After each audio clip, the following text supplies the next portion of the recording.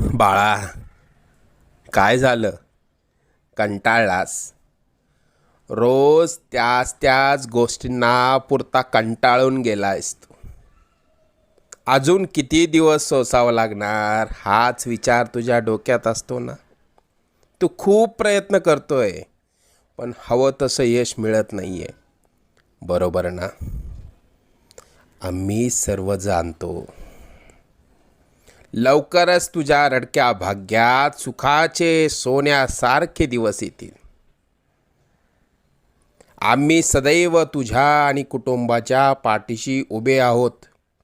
तुला जेव्हा आमची गरज वाटेल, मनापासून हाक मार, आम्ही नक्की येऊ.